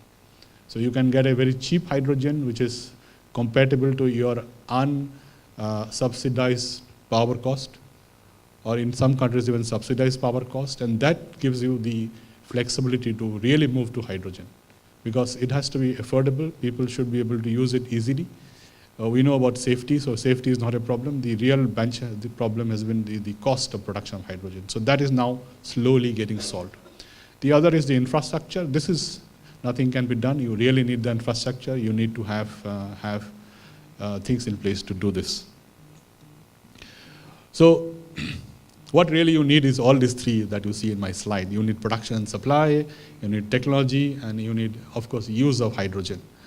So if you think of production and supply, people like us in Linde, we have a lot of over 100 plus years of experience around the world to do hydrogen production, hydrogen storage, distribution, and of course supply to various industries. So this is very, I would say, mature industry. Lots of plants around the world, lots of experience, expertise. So we see no problems in the production and supply of hydrogen anywhere in the world. In terms of technology, in terms of uses, so I give you some examples of what is happening worldwide. So you can see, first is the mobility side. A lot of countries in the world is now using hydrogen as a fuel for mobility. So you see in passengers car, you see in urban transportation and buses. We have heard about the train project in Germany that just started up in September 2018. And there's also uses in maritime aviation, submarines, and so on. And earlier this year, we also heard hydrogen fuel cell powered aeroplanes coming up. So this has become a reality. Linde have been involved in all of these projects that you see here. We have 169 refueling stations now worldwide. And the German train that you see here also is fueled by Linde, and so on. So we have a lot of experience, expertise on this topic. The other use of hydrogen, which is not in mobility, we know about feedstock, methanol production or ammonia production on refinery, but on top of that, now you see all the other things that is happening. For example, refueling of forklifts for material handling. So you see here, this is a factory of BMW in the US. This was started in 2008. We have got 10 hydrogen refueling stations there to refuel their forklifts. This is now 11 years into operation. World's largest forklift hydrogen refueling projects. I think it is taking about 1,100 kilos a day. The next one is this power to gas concept that we talked about, and they have visited this. This is in city of Mainz in Germany, where you are producing hydrogen from renewable energy, that is wind energy, via electrolysis and storing it on site, and also doing grid stabilization, and also feeding the local industrial feedstock. So this is about 6 megawatt of power every day, operating since last 2-3 years, and also is now being scaled up into other cities. Portable power is something we also heard in the morning, people who don't have access to the grid. And we have already a small solution here and called Hymera that you see here. These are fuel cells which are small and can be transported anywhere with hydrogen cylinders, and you can power up batteries up to 50 kilowatts now. So these small solutions are already there, and now we saw in the morning the 60 megawatt or 59 megawatt case of fuel cell stationary power in Korea. We also now know that there is a 100 megawatt project happening in Germany, and there is a 260 megawatt project in US for fuel cell power system. So a lot of projects in hydrogen in commercial scale and affordable scale. That is what is happening here. So what is happening around the world? So I kind of looked around all the countries, major countries that have publicly said that we support hydrogen, we are going to move towards it, and I try to give you a snapshot here of what these countries, the few countries in the world that you see here in the photograph, in the slide. So there is US, there is South Korea, there is Japan, there is European Union and China. So each of these countries have publicly committed through their respective governments a move towards hydrogen. So if you look at US President George W. Bush Sr., way back in 2003, 2004, started this deep decarbonization concept of the economy. They have pumped in hundreds of millions of dollars into this topic. All of you probably have heard about the Californian experiment of hydrogen cars and buses and trucks. So they have a slew of incentives in place for people to switch from fossil fuel to hydrogen. They have training in place, and they have city council support and so on, and even subsidies and incentives on taxes to do this. So US has been one of the leaders. They also established, through the Energy Policy Act of 2005, several changes in how governance of this hydrogen pricing is done, how it is used, and so on. So they have been one of the pioneers in this topic in US. The next big thing that we see is happening in the European Union, and they have also been there for many, many, many years. They now call it the EU Fuel Cell and Hydrogen 2 program. It's already in version 2. So this has been FCH2 in July. So they have a few goals that you see. They are spending 1.3 billion. They have 100 million already spent on doing stuff. And they want to do 49 stations, 1,400 cars, and about all countries in Europe. And I'm going to give you later an example of Germany alone, what is happening in Germany on this topic. China also has announced their policy. By 2030, they want to have 1,000 stations and 50% hydrogen produced from renewables, and already funded. They want to have 1 million fuel cell electric vehicles in the road. They have already announced the funding, and obviously there is a China Hydrogen Alliance which is working towards this. Two of the Asian economies which is very bold in this topic is Japan and Korea. So Japan has actually announced so-called basic hydrogen strategy in 2017, and they have committed to become world's first hydrogen society. So Malaysia obviously won't be the first, it will be Japan. So what Japan's approach is exactly what we have been discussing, how to overcome the challenge of economy, how we can make the price cheaper so that people can use hydrogen a lot. There are a lot of programs are already announced. And the latest in this is South Korea. Earlier this year, South Korea unveiled their hydrogen roadmap. They will produce 6.2 million fuel cell electric vehicles. They will build 1,200 refueling stations by 2040 and supply 15 gigawatt of fuel cell for power generation by 2040. So for a small country of the footprint of Korea, this is a very, very big commitment they have made. So if we go to Germany, specific to Germany, this is the Germans' action plan for mobility side. So you see here a map of Germany, and what is their plan? They want to have from about 50 fuel stations already operating now. They want to go to 400 fuel stations by 2023. And all these companies below you see, including Linde, are part of the hydrogen mobility initiative there, and working very hard to make this refueling station network happen in Germany. So I heard from Dato in the morning about Sarawak's plan also to have a refueling station network like this with 6 stations, if I heard, so which is a very welcome step. And obviously that will make it very easy for the countries to kind of go forward. So in conclusion, what I want to say is we have 3 things. We have the hydrogen technology available at commercially scalable size for low carbon production of hydrogen at affordable prices already. We have what we need is the infrastructure support and the funding and the government's so-called blessings, so that, okay, we do hydrogen economy. Thank you very much for your attention here this morning.